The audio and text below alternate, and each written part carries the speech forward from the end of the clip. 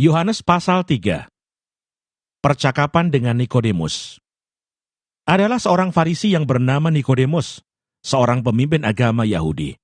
Ia datang pada waktu malam kepada Yesus dan berkata, "Rabi, kami tahu bahwa engkau datang sebagai guru yang diutus Allah, sebab tidak ada seorang pun yang dapat mengadakan tanda-tanda yang engkau adakan itu, jika Allah tidak menyertainya." Yesus menjawab katanya, "Aku berkata kepadamu, sesungguhnya jika seorang tidak dilahirkan kembali, ia tidak dapat melihat kerajaan Allah."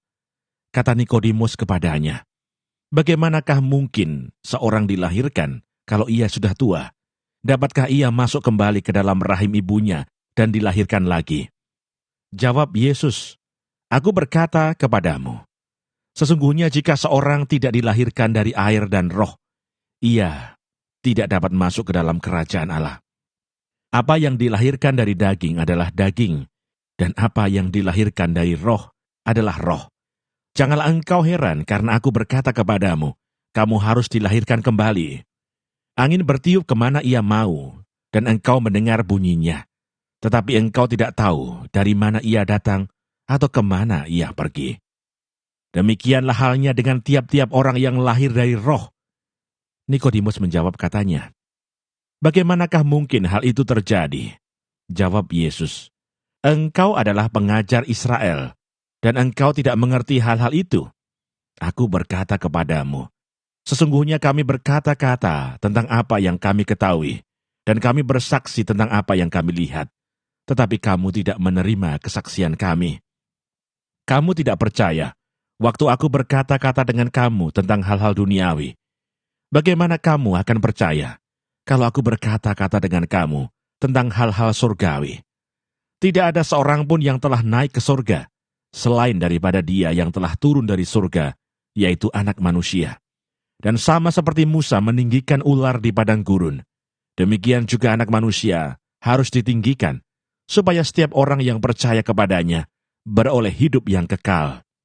Karena begitu besar kasih Allah akan dunia ini, sehingga Ia telah mengaruniakan anaknya yang tunggal, supaya setiap orang yang percaya kepadanya tidak binasa, melainkan beroleh hidup yang kekal.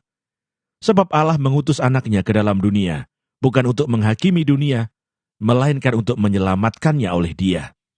Barang siapa percaya kepadanya, ia tidak akan dihukum. Barang siapa tidak percaya, ia telah berada di bawah hukuman, sebab ia tidak percaya dalam nama Anak Tunggal Allah. Dan inilah hukuman itu, terang telah datang ke dalam dunia, tetapi manusia lebih menyukai kegelapan daripada terang, sebab perbuatan-perbuatan mereka jahat.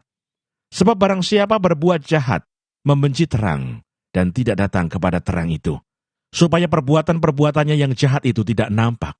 Tetapi barang siapa melakukan yang benar, ia datang kepada terang, supaya menjadi nyata bahwa perbuatan-perbuatannya dilakukan dalam Allah. Kesaksian Yohanes tentang Yesus. Sesudah itu Yesus pergi dengan murid-muridnya ke tanah Yudea, dan ia diam di sana bersama-sama mereka dan membaptis. Akan tetapi Yohanes pun membaptis juga di Ainon, dekat Salim, sebab di situ banyak air, dan orang-orang datang ke situ untuk dibaptis. Sebab pada waktu itu Yohanes belum dimasukkan ke dalam penjara. Maka timbullah perselisihan di antara murid-murid Yohanes dengan seorang Yahudi tentang penyucian. Lalu mereka datang kepada Yohanes dan berkata kepadanya, "Rabi, orang yang bersama dengan engkau di seberang sungai Yordan, dan yang tentang Dia engkau telah memberi kesaksian. Dia membaptis juga, dan semua orang pergi kepadanya." Jawab Yohanes, "Tidak ada seorang pun yang dapat mengambil sesuatu bagi dirinya, kalau tidak dikaruniakan kepadanya dari surga. Kamu sendiri dapat memberi kesaksian, bahwa aku telah berkata, aku bukan Mesias, tetapi aku diutus untuk mendahuluinya. Yang empunya mempelai perempuan ialah mempelai laki-laki, tetapi sahabat mempelai laki-laki yang berdiri dekat Dia, dan yang mendengarkannya sangat bersukacita mendengar suara mempelai laki-laki itu. Itulah sukacitaku, dan sekarang sukacitaku itu penuh. Ia harus makin besar, tetapi aku harus makin kecil. Siapa yang datang dari atas adalah di atas semuanya. Siapa yang berasal dari bumi, termasuk pada bumi, dan berkata-kata dalam bahasa bumi. Siapa yang datang dari surga adalah di atas semuanya. Ia memberi kesaksian tentang apa yang dilihatnya dan yang didengarnya, tetapi tak seorang pun yang menerima kesaksiannya itu. Siapa yang menerima kesaksiannya itu, ia mengaku bahwa Allah adalah benar. Sebab siapa yang diutus Allah, dialah yang menyampaikan firman Allah, karena Allah mengaruniakan rohnya dengan tidak terbatas. Bapa mengasihi anak dan telah menyerahkan segala sesuatu kepadanya. Barang siapa percaya kepada anak, ia beroleh hidup yang kekal. Tetapi barang siapa tidak taat kepada anak, ia tidak akan melihat hidup, melainkan murka Allah tetap ada di atasnya.